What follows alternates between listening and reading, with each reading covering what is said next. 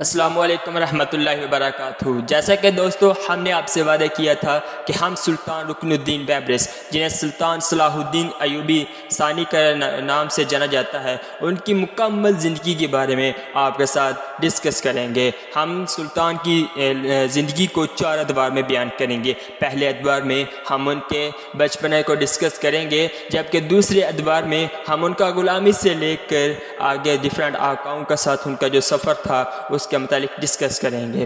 تیسرے سفر میں وہ کس طرح اپنے آقاؤں سے محل کے کماندار تک پہنچے، مصر کے کمانداری تک پہنچے، اور اس کے بعد چوتھے اور آخری دور میں ہم ڈسکس کریں گے کہ کس طرح وہ کمانداری سے سلطانی میں، اور سلطانی سے پھر فتوحات میں، اور فتوحات سے کس طرح وہ وفات ان کی ہوئی۔ اس ساری سیریز کو ہم مکمل اور فل ڈیٹیل میں ڈسکس کریں گے، صرف اور صرف عاشق جہاد چینل کے اوپر۔ سو جڑے رہیے ہمارے اس چینل کے ساتھ اور اپنے اجداد کے قصے کو سنتے رہیے۔ سو لیٹس سٹارٹ کرتے ہیں اپنی اس سیریز کا ایک شاندار اور ایک پروکار ذریعے سے۔ سب سے پہلے سلطان رکن الدین بیبرس کا اصل نام محمود تھا۔ جی ہاں دوستو، ان کے والد نے ان کا نام محمود رکھا، اور وہ ان کے والد جو ہیں وہ خوارزم شاہ کی فوج میں ایک کماندار تھے۔ لیکن جب منگولوں نے خوارزم شاہ کے اوپر حملہ کیا، چنگیز خان نے، اور اس نے پورے خوارزم شاہ کو اپنی لپیٹ میں لے لیا، تو اس وقت خوارزم شاہ کے جتنے بھی باشندے تھے ان کو منگولوں نے بری طرح قتل عام کر دیا، اور اتنا خون بہایا کہ اسلام کی تاریخ میں وہ سیاہ دن گنے جاتے تھے۔ اس وقت لوگ یہ کہتے تھے کہ شاید قیامت آ چکی ہے، جس طرح کہ آج فلسطین کے حالات ہیں، بالکل وہی حالات اس وقت خوارزم شاہ کے تھے۔ جس طرح آج سارے مسلمان حکمران سوئے ہوئے ہیں، بالکل اسی طرح اس وقت میں باقی ارد گرد کی جتنی بھی ریاستیں تھیں وہ سو رہی تھیں۔ اس میں ہم چونکہ سلطان رکن الدین بیبرس کے بارے میں ڈسکس کر رہے ہیں، اس لیے ہم خوارزم شاہ کے بارے میں آگے ڈسکس نہیں کریں گے۔ اس پر بھی ہم ایک سیپریٹ سیریز بنائیں گے اور اسی چینل کے اوپر اپلوڈ کریں گے، لیکن ابھی ہم رکن الدین بیبرس کی ہی طرف رہتے ہیں۔ سلطان رکن الدین بیبرس جو ہے، جن کا اصل نام محمود تھا، ان کے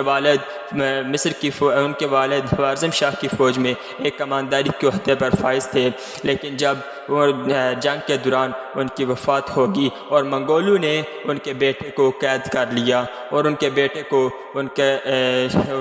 کو بکتے بکاتے مصر کے بازار دمشق کے بازار میں آ پہنچے۔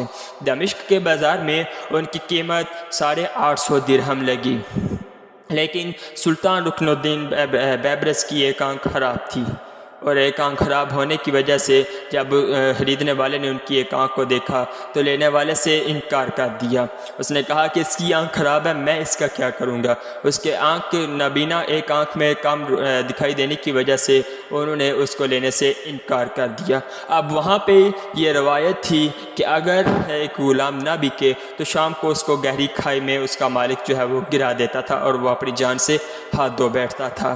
لیکن سلطان کی خوش قسمتی، یا یہ کہہ لیں کہ عالم اسلام کی خوش قسمتی، کہ اسے ایک اس طرح کا بہادر انسان، ایک اس طرح کا بہادر سلطان ملنا تھا، اس لیے اللہ رب العزت نے ایک وسیلے کے طور پہ ایک شخص کا وہاں سے گزر ہوا، اور اس نے جب دیکھا تو اسے لڑکے پر ترس آ گیا۔ اسے پتہ تھا کہ اس کا انجام کیا ہوگا اگر یہ نہ بکا، تو اس نے اس کے آقا سے کہا کہ میں 20 درہم میں اس غلام کو خرید لوں گا۔ تو آقا نے بھی کہا ویسے بھی یہ مر جائے گا اگر یہ نہ بکا، تو چلو 20 درہم دے رہا ہے، اچھی بات ہے، کچھ نہ ہونے سے کچھ ہونا بہتر ہے۔ اس لیے انہوں نے اس کے سلطان کے جو وہاں پہ آقا تھا، وہ منگول جو تھا، اس نے ان کو 20 درہم میں بیچ دیا، اور یوں سلطان کا خوارزم شاہ میں پیدا ہونے سے لے کے دمشق میں بکنے تک کا سفر کمپلیٹ ہوا۔